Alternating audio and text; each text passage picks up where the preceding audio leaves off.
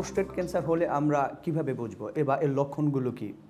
সাধারণত প্রোস্টেট ক্যান্সারের রোগীদের ঘন ঘন প্রস্রাব হয়, বিশেষত রাতে, অথবা প্রস্রাব করার পর মনে হচ্ছে এটা শেষ হয়নি, আরও কিছু প্রস্রাব করার উচিত ছিল, বা প্রস্রাবের ফ্লোটা ধীরে ধীরে হচ্ছে, অথবা প্রস্রাবের সাথে রক্ত যেতে পারে, কিংবা যদি এটা অনেক অ্যাডভান্স স্টেজে হয় সেক্ষেত্রে যদি হাড্ডিতে ছড়ায় সেক্ষেত্রে হাড্ডিতে ব্যথা হতে পারে। এরকম লক্ষণ নিয়ে আমাদের কাছে সাধারণত আসতে পারে।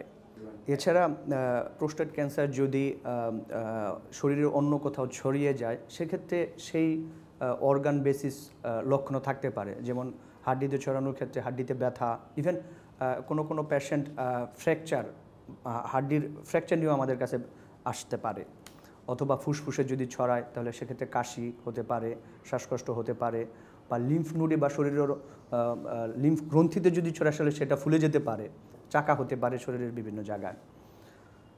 তাছাড়া সাধারণত অন্যান্য ক্যান্সারের মতো এখানেও ক্ষুধা না লাগা বা ক্ষুধামন্দ যাকে বলে, ওজন কমে যাওয়া, ওজন কমে যাওয়া এ ধরনের লক্ষণও প্রকাশ পেতে পারে।